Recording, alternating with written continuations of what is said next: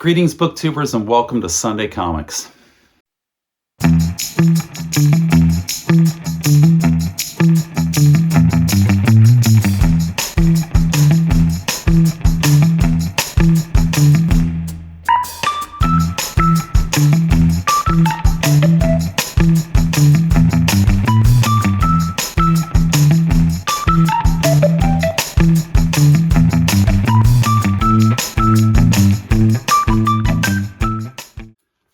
Greetings, booktubers. Welcome back to Grammaticus Books. Welcome to a Sunday Comics edition. Welcome to a portentous Sunday Comics edition. And what makes this one so special? That's this comic book right here, this magazine comic, Savage Sword of Conan by Titan Comics, issue number 7. And what makes this so special is because the story in here is written by Roy Thomas. Yes, that Roy Thomas, the man, the myth, the legend himself, the fantastic editor and adapter of numerous countless Conan stories from the original Savage Sword of Conan from 1974, did over 60 issues, or I think it was exactly 60 issues, starting in 1974.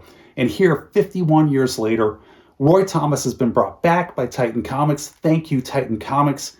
And has done a story here, an adaptation again for Savage Sword of Conan for the first time in decades. And it is right here in this issue, and that is absolutely fantastic. Just a giant nod of the head, tip of the hat to Titan Comics for having the business acumen and the chutzpah to realize that that was just a fantastic idea and then go out and execute it and actually get Roy Thomas to come back and agree to write this story. And it is wonderful. It's 48 pages long. And in addition to that, you not only have Roy Thomas writing a Conan story in Savage Sword of Conan in the year 2025, but you have Big John Buscema doing the art. Now, I hear you that Big John Buscema has passed on. He's gone on to the giant Marvel bullpen in the sky. And unfortunately, that is true. But what we do have here is we have Robert de la Torre, who is an artist who has found a psychic medium that has allowed him to channel Big John up there in the sky in that Marvel bullpen and draw down all of his powers and his talents and do the artwork where it is almost exactly like Big John Buscema. So you have here in this magazine, Titan Comics, Savage Sword of Conan, issue number 7, just hit the stands last week. A comic combining the writing talents, the brilliance of Roy Thomas in a Conan adaptation with near John Buscema-like artwork. And it is amazing. It is a momentous occasion here in comic books. It is a huge win for Conan fans worldwide. And we're going to go over it here on the channel. Now, we're not going to go through this in great detail and a lot of great depth because this did just hit the stands last week and I do not want to give away too much.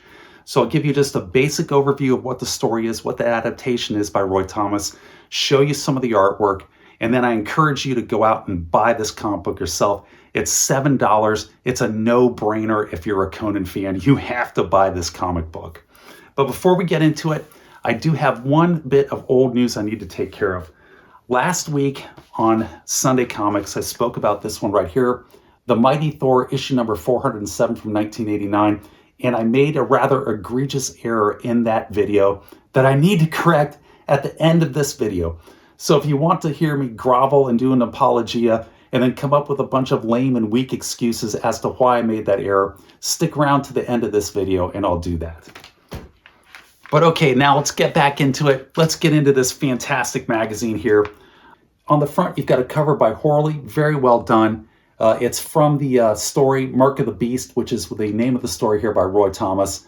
And it brings in a lot of elements to that story and executes it very well. I like that cover a lot. It's one of the better ones.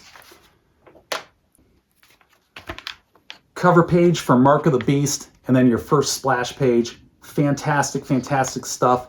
And Mark of the Beast is an adaptation by Roy Thomas of a Rudyard Kipling story from ages and eons ago. And over here, look at this drawing that Robert de la Torre has done of Conan the Barbarian. It looks exactly like something you would have picked up off of the stands with Roy Thomas and Big John Buscema from 1974. I love that page. I love that drawing. It's so evocative of the old Savage Sword. It just nails the whole atmosphere and the look of the magazine from back then. I think this page here is actually my favorite page in the whole book. And then you get this great splash page over here with Conan going down a back alley of some shady neighborhood in a Hyborian city, and he's got a damsel on his arm, and he's about to get attacked and waylaid by a band of cutthroats. And it is just right out of the bat. You've got classic Conan going on here by Roy Thomas and Robert de la Torre. Fantastic stuff. And they are in the country of Kosala in the city of Yodapong. That's where this story takes place, or where it starts off. If you've never heard of those, like I'd never heard of them, there's a reason for that. It's because it's a pastiche country that was created well after when Robert E. Howard wrote The Hyborian Age and all of his countries. And if you're wondering where it is, like I was, we can show it to you here in Titan Comics Savage Sword of Conan number 4. Here's their expanded Hyborian world map. You've got the traditional Hyborian kingdoms over here in the west where I'm tapping the page. And then all the way over here on the far left in the far east, you have Kitai, which is the stand-in for China. And then below Kitai, you have the country of Kosala and the city of Yodapong, where the subcontinent of India would be. And again, that's on purpose and it's absolutely appropriate because this is an adaptation of a Rudyard Kipling story, The Mark of the Beast.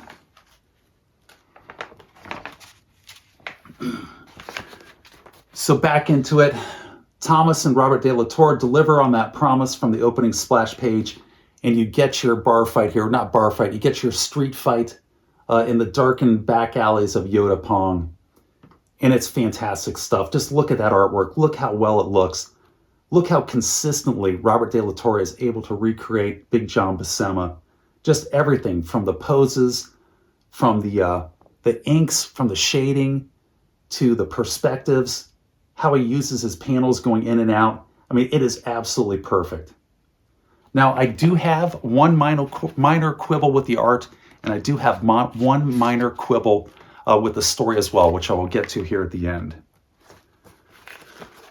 And then, of course, the story continues, and we have the addition of a second hero over here, Raja, who is a bowman, an archer from Hyrcania, who is in the Battle of Makalet.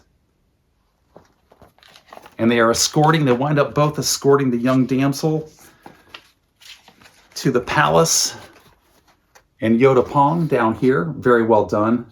Nice little background shot, establishing shot there by Robert de la Torre. And they take her to the king of Kosala, who gives them a small reward, which they then take to the very nearest tavern that they can find and then spend it all on wine, women, and wickedness, as Roy Thomas writes in the script. And this script is very solid. It's an excellent adaptation of the Rudyard Kipling story, Mark of the Beast. And again, look at the artwork.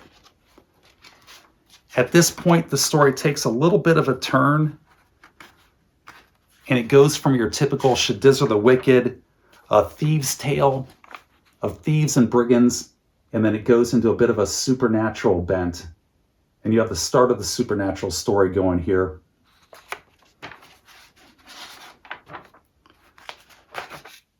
And from here, it leads them out of the city and into the countryside.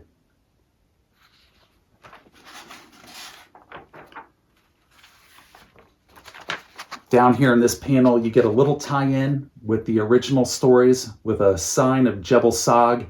And at that point, you know that there's going to be a lot of animals, a lot of predators are going to come into the tale at this point, which if you're talking Rudyard Kipling and Kipling doing a story of Mark of the Beast in India, it's a perfect tie-in to the original Hyborian Age.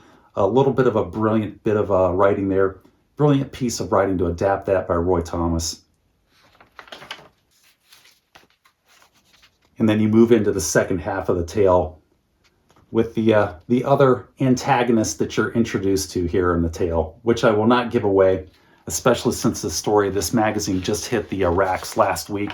I do not want to spoil too much for those of you out here who I know are going to go out and buy this, but just continue to marvel at the fantastic art contained here within.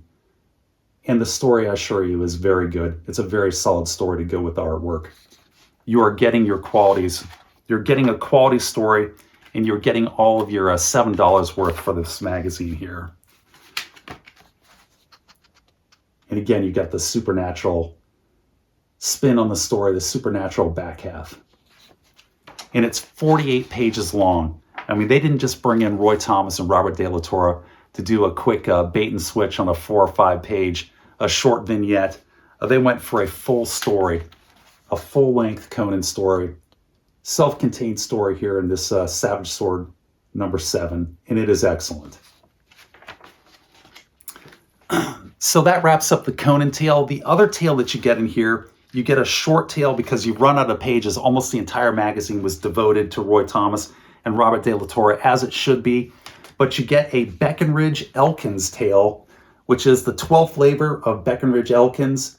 Breckenridge Elkins is another character created by Robert E. Howard. He was a frontiersman in the United States of America, in the early Americas. And Robert E. Howard wrote 26 Breckenridge Elkins stories, which I never knew until I saw this one up here. And you've got the writing is by Patrick Zerker with art by Juan Alberto Hernandez. And it's very good. It's solid. It's almost as good as the story by Roy Thomas with the art by Robert De La Torre. You get your money's worth out of this tale as well. And it's a good little horror story. And it's got a strong humor element to it. And the original Breckenridge Elkins stories also had a humorous bent to them. They were frequently humorous. And they've kept that vibe. They've kept that that theme going, even in this horror story here by Patrick Zerker. And it's well done. I give it 2 thumbs up. Good art, good story, a great little bookend here to finish up this issue number 7 by Roy Thomas and Robert De La Torre and Titan Comics. Again, a huge thanks to Titan Comics for having the business acumen and the chutzpah and the guts to go out and make this happen.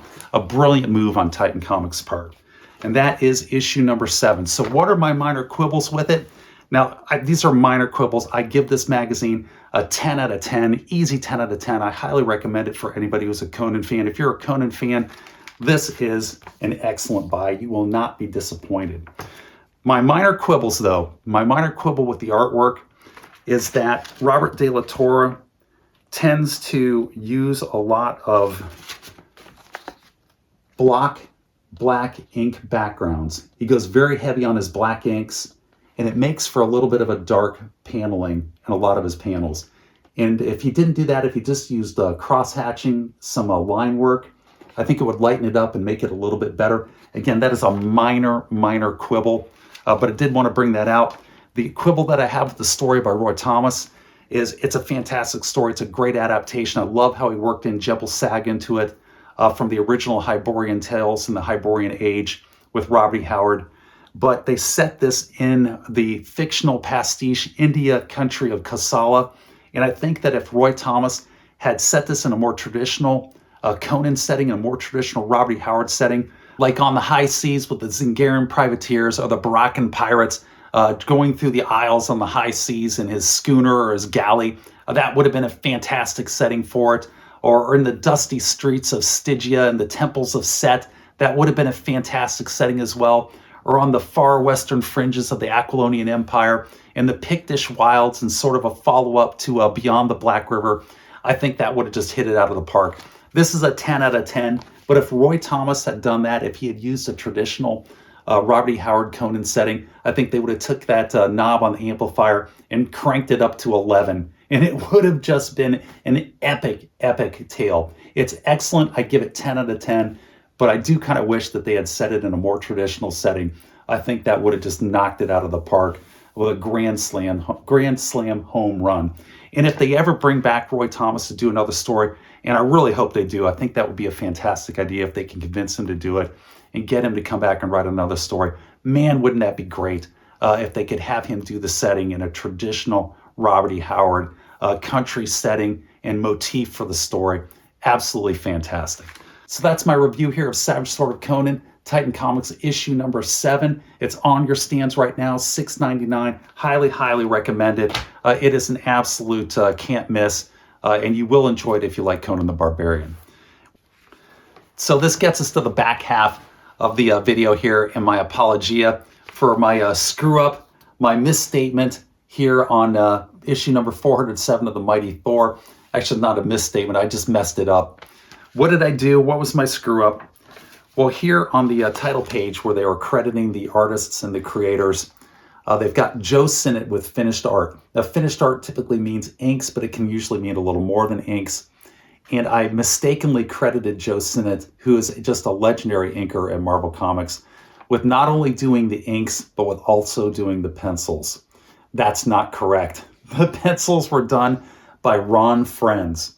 Now, why did I screw this up? My weak, very weak and lame excuse, my anorexic excuse for it is they credited Ron Frenz in a very odd manner. They did all the credits down here in a bit of a strange manner because Ron Frenz apparently not only did the pencils on issue number 407 here from 1989, but he also helped with the plot and the script here in this this episode. So for under where it would normally say writers, instead what they did is they put words, pictures, and plot, Tom DeFalco, the main writer, and Ron Frenz.